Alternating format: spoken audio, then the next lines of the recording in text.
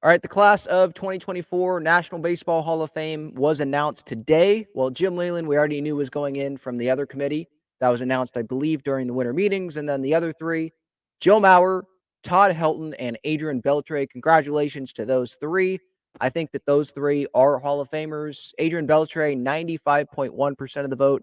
Todd Helton got 79.7%, and Joe Mauer got 76.1%. It was Beltré and Mauer's first years on the ballot. It was Todd Helton's sixth year on the ballot.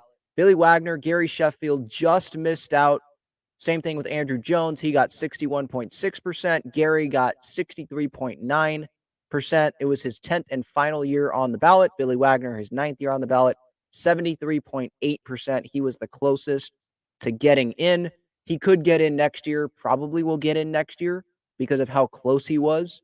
There are some pretty good names on next year's ballot, but to focus on Gary Sheffield, I think that this was a miss by those that did not vote for Gary Sheffield.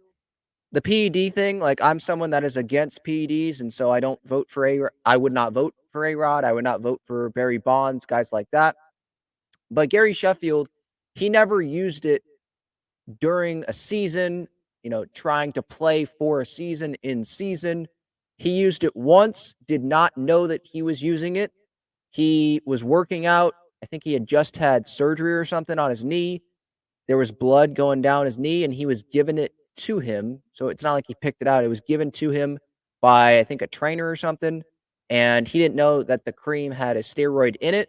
That's the only instance where he ever was connected to steroids, like physically on his body. He was connected with Balco and the Mitchell report. And so I think that's why a lot of Hall of Fame voters did not put Gary Sheffield or did not put that check mark next to him for the Hall of Fame. But when you look at his numbers, I mean, this guy is a Hall of Fame talent. If someone like Scott Rowland and his offensive numbers, I know a lot of him was defense. Same thing with Joe Mauer for a catcher. I think he deserves to be in the Hall of Fame. But if those guys, their offensive numbers got them into the Hall of Fame, I think Gary Sheffield deserves to be in the Hall of Fame. He can get in, by the way, the Contemporary Baseball Eras Committee once he was retired for 16 seasons. So I think that's in a few years. He'll be eligible to be on that. And that is not just BBWAA writers. That's people that have been involved in the game, like executives. I think managers are on there. Some former players, I believe, are on there. So he could get in that way. Like Tim Raines has got in that way. Like Jim Leyland got in. I forget if that was this Contemporary Baseball Eras Committee or it was another committee, if there's a separate one for managers, but Leyland got in not from the BBWAA, but he got in that way. There's been guys, I think Harold Baines got in 1 year with that. Like if Harold Baines is a Hall of Famer, then I think Gary Sheffield is. Played for the Padres, obviously, 1992, 1993. I was not alive, but hit 319, 918 OPS with 43 home runs in those games with the Padres. 9-time All-Star, 5-time Silver Slugger Award, finished top 10 in the MVP voting, not once, not twice, not 3 times, not 4 times, not 5, but 6 times. Career OPS plus of 140, F4 of 62.1, 509 home runs over 22 seasons. And at least from what I've read, did not use PEDs during the season for those 500 plus home runs, where some other guys did. Less than 30 players in MLB history have done what Gary did. 18 of those are in Cooperstown.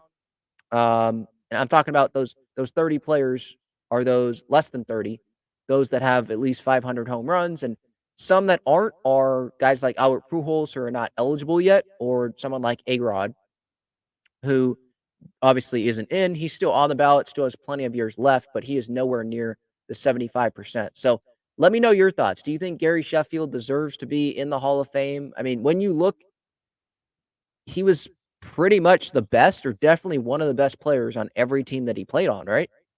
Definitely in his prime, no doubt about that. I mean, I was looking at the 92 season, his numbers there, and he had a better WAR that year than even Tony Gwynn did. And I know Tony, that was not like 1998 Tony Gwynn, but still, he was more impactful in terms of WAR, and he was more of a power hitter, obviously, than Tony Gwynn. So, yeah, give me your thoughts, Gary. I think he is a Hall of Famer.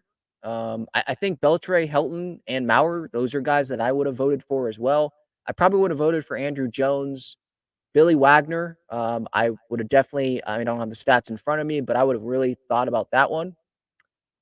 I like that I like that it wasn't like, Jimmy Rollins getting, I know he got some of the votes, but those guys didn't get, I'm fine with the people that got in. I think Chef at least, and then I'd go with Wagner probably as well. I would have voted for Andrew Jones. I think those guys should have been added on this, or at least for my ballot.